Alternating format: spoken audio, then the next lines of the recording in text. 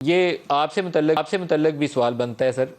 Chairman F B are کی حیثیت سے کیا آپ ایسی کسی ٹرانزیکشن کو ایگزمپٹ کر سکتے ہیں؟ برطانیہ نے پیسہ پکڑ کے پاکستان کو دیا اور ایک انڈیویجول کے اکاؤنٹ میں گیا اور اس نے ٹیکس بھی نہیں پوچھا ہو کہ تیرا ٹیکس کٹا کہ نہیں کٹا؟ ندیم ملک صاحب، آپ کو ایک چیز بتا دوں کہ جس دن میں اپنی طبیعت خرابی کی وجہ سے ایف بی آر کا چیئرمین شپ چھوڑ کے کراچی آیا تھا، اس کے بعد میں واپس نہیں گیا، تو اس دن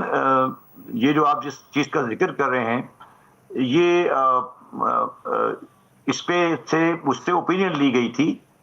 تو میں نے اس پہ کہا تھا کہ مجھے یہ ٹرانزیکشن سمجھ نہیں آئی، اور یہ کہنے کے بعد آپ کے خیال میں یہ درست ٹرانزیکشن نہیں تھی؟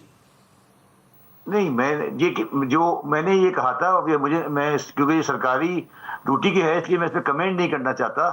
یہ میں شاید if I understand correctly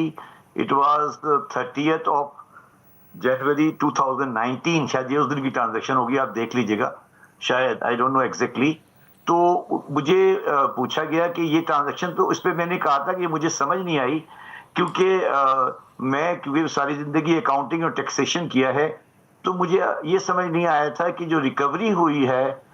you کے میں، یہ کس نیچر کی ہے. Does it represent the money from the person who the recovery has been made, or does it represent a money for the government of Pakistan? تو اس کے بعد میں نے ایف بی آر چھوڑ دیا، اس کے بعد میں ایف بی آر نہیں گیا، تو مجھے اس کے بعد کا کچھ پتا نہیں ہے، مگر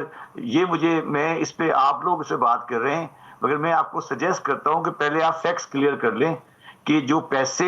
جس پیسے کی بات ہو رہی ہے، وہ پیسہ انگلینڈ کے کس لا میں آیا تھا، اور اس کی کیا پوزیشن تھی، اور کیا اس کو کسی انڈیویجول کے آگے ایڈجسٹ ہونا تھا یا اسٹیٹ ٹریجری میں جانا تھا. یہ میرے ذاتی حساب سے جو میں نے پریلیمنری کاغذ دیکھا تھا، جو مجھے نظر آیا تھا، اس میں مجھے سمجھ نہیں آئی تھی، اور میں نے یہی کہا تھا کہ مجھے یہ سمجھ نہیں آ رہی. اگر آپ مجھے اس کے کچھ ڈیٹیل دیں تو میں سمجھا سکتا ہوں. اس کے بعد میں نے اپلائی کر لیا تھا، میری طبیعت ٹھیک نہیں تھی، میں کراچی آ گیا، اس کے بعد سے میں اس بارے میں کچھ نہیں جانتا.